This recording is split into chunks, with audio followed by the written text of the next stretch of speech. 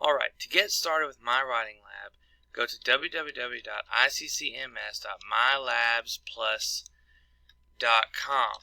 Now, something that students tend to do is they'll type their address into Google, or they'll click on one of these autocorrect options right here. The problem with that is if a student mistypes it the first time, like this right here, and the website goes to something that is incorrect, and then when the student goes back to it later, the issue could be that they would have an incorrect autocomplete here. So it's very important that they just go ahead and type out the complete address and then hit enter to continue on to the MyLabs Plus website. Alright, now I'm going to log out briefly so I can show you the main login page. Alright, this is what the ICC MyLabs page looks like. You should see the ICC logo over here in the corner. If you don't see this logo, you may be on the wrong site. To sign in, you'll need to use your ICC email address and the password that I have provided you in the email. Now for students, once they click sign in, for the first time they're going to have a disclaimer, they'll have to agree to the terms, and they will click on the course. For me, you won't have this many courses, you'll just have the one course or two courses that you're teaching, or possibly three. I have the one course, BC1. Now back to what I was saying, the students will have to click to sign the agreement, and then they'll have an option to either enter their access codes, to pay later, or to buy now. So students who have already purchased their textbooks can go ahead and enter their access codes, and then once they've done that, they can just discard those access codes because they're done. Students who want to pay later, waiting on financial aid or something similar, they'll have to, once they purchase their access codes, they have to actually wait until the trial period is over before they'll be able to enter their access codes. And students who want to use their debit or credit cards can go ahead and click the Buy Now option and enter that information. Now the first thing the students will be met with is the calendar on the main page here. We want them to go ahead and click on the Writing Path Builder, the short version, to complete that little test. Now it's just an entry test that sort of shows us where they are now. It's a good way for them to practice using the program, and also once they have completed the Path Builder, they will show up in your grade book. Until then, until they complete this, they will not have access to any of their weekly assignments. So you'll see here that every Friday there are weekly assignments due. Those have been auto-loaded by me. Well, I loaded them, and they follow the 2012 daily weekly guide that you have provided earlier in the semester. So these can be altered. You can choose to use different assignments. You can also choose to change the due days if you want to. We'll show you how to do that in a moment. But first I want to show you what we can do with Course Tools. Over here on the left, you will see if you click on Course Tools, you get a whole bunch of options that the students cannot view. We've got Gradebook and the Activities Assessments Manager, and those are the two that are most important. So over here with our Gradebook, of course, as you can expect, this will be where you would see your students' progress throughout the course. Also, you'll see that as students do their work, their names will appear on the gradebook, and you'll be able to follow along. Now, if you click on a student, there's any of these students, you'll see their grades, and you'll see how they're doing. For students, if they want to see how they're doing, it's not as simple. They actually have to click on, up here at the main menu, they have to click on Course Tools. Then they have to click on a drop-down box for writing, and they have to click on completed work, and that will show them how they are doing. So each module, if you want to call it that, consists of an overview, animation, 2 recalls, and a post-test. The overview sort of acts as the textbook guide for students who are just getting started with the lesson. The animation is more or less like the lecture, and then the recalls are practice before they take the main post-test. So you'll be able to see, if you look over here in the time spent column, just how long the students take when they're accessing these particular assignments. This student, for the overview, only spent 10 seconds reading the overview, so safe to assume the student did not read the overview.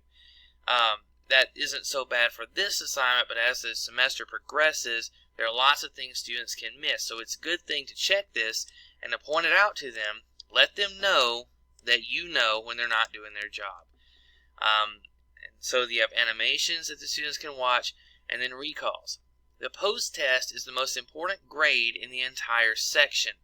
So, you have a student who can click on and click off of the overviews and animations. They get 100 for that, but that doesn't count nearly as much as the post-test. You'll see here that the students get more than one attempt on the post-test.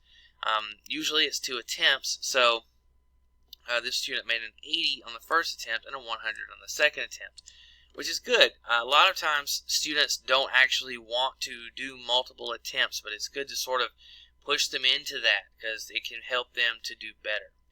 Now, back at the gradebook option, I'm just going to click on that one more time to show you a couple of things that are sort of important here. Alright, if we look at these options up here at the top, these options are so very important. Manage incompletes and change weights. Change weights is not something you will care about that often. If you have any issues where you need to change the weights, the amount that each grade counts, you can ask me. But managing incompletes is a very important aspect of keeping this course fair. Now, here's the deal with managing incompletes. Zeros are not calculated on missed assignments until you manually command the gradebook to count those zeros. So, for example, if this student here on September 9th decided just not to do this animation, skip the animation, not going to do it. Well, a 0 won't actually be applied to the gradebook. If he doesn't do it at all, then it won't be applied. So time goes by, and let's say it's past the 9th now, and it's around midterm, and it's time for you to do grades. Well, what you'll do is you'll come here and you will click this button for Select All Past Due, and that will put a check mark beside any of these that have exceeded their due date. And when you go down here to the bottom and you click on Submit, then this gentleman who, and I know he would never do this, who skipped the animation on the 9th would then receive a 0 for that particular assignment. So it is possible that if you never manage incompletes, that you might have a guy who only did one thing the entire semester. Let's say he looked at an overview in the very first week, and he got 100 for that, but then he did nothing else, and now he has 100 for the entire course. So it's important that you do that in order to keep the course fair. Now, one more thing when it comes to grade books. If we go back and we look at an individual student's grades, let's say we look at the same student again, and let's say that student has had, a desire to go back and make progress. He wants to, it's something as simple as the computer could have crashed while he was taking a test, or any number of things, and there are issues with one of these attempts. If you wanted to give him another attempt without changing anything major, without changing stuff for the entire class, what you can do is you go to the gradebook and you can find the specific assignment that he wants to redo. And over here on the drop down box you have several options. You can change the score manually. You can change the settings on that assignment for that student or for other students. You can omit the score, or you can simply delete the attempt. When you delete the attempt, my writing lab just thinks the student never even did it. So this gives the student another chance. Now, let's move up here to the Activities Assessments Manager, which is also very important. You'll probably be using this more often than you think. So it is within the Activities and Assessments Manager that you will be able to click on Change Due Dates and Assignment Status. So for students who miss assignments, it could be for medical reasons, it can be for personal reasons, and you want to go back and perhaps give those students a second try. Well, you can go into the grade book and you can change the settings per student, or you can come here and you can change the settings for the entire class. So let's say you had multiple students who did not complete the assignment, and you feel mercy upon them and you want to go in here and open those assignments back up.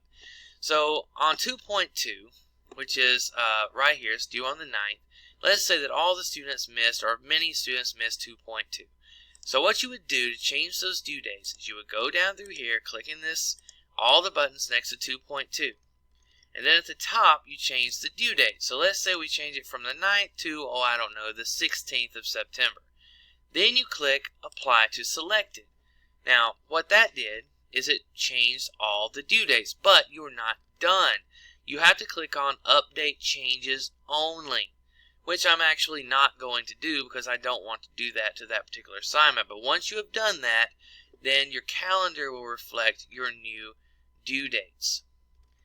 Alright, now, back to Activities and Assessments Manager. Throughout the semester, you'll be required to proctor a few tests. Now, these tests are pre-built, and they come in the assignment list for my writing lab. For Intermediate English, they are in the W2 folder, and for Beginning English, they are in the W1 folder. They are listed in the intermediate course as Proctor Test 1, 2, 3, and 4, and of course there is the final exam, which is also in my writing lab. Now for Proctor Test 1, that is the first one you give. It's not too far off. Let's say the day comes that you're ready to give Proctor Test 1. So what you want to do is you want to go to the Activities Assessments Manager, and you'll want to go and change due dates and assignment status. Come to Proctor Test 1 from the W2 pull-down menu, and you'll begin. So you might click Assign first to assign the test. Then you have to give us a date. So let's say we're going to give that test on August the 30th, and what time? At 1 o'clock p.m. Now I want to take this moment to make a very important note. The courses are in Eastern Standard Time. So anytime you make a time change like this, remember to think 1 hour earlier. So if I set this for 1 o'clock p.m., then you can really expect it to cut off at noon. And also, for students' assignments that are due at midnight on every Friday night, really they're due at 11 o'clock p.m. So it's really important to tell your students to try to have them finished up by 10:30 every Friday night. Now, to add a password to any assignment, you see this, anything you want to do over here, to add a password to it, you just click over here, and let's say we choose something simple like Fall 16. And that simple is easy, and you could even use fall, because you're going to be in the class, you're going to be telling it to them, you can write it on the board, whatever you want to do.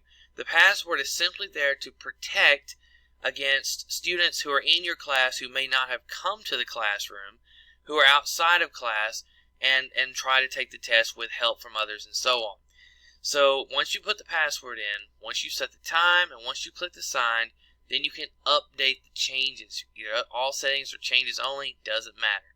And once that's done, then your test will be reflected in your calendar.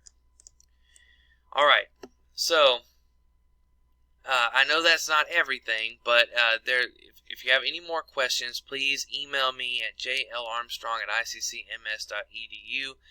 And so I look forward to talking to you. Have a wonderful semester.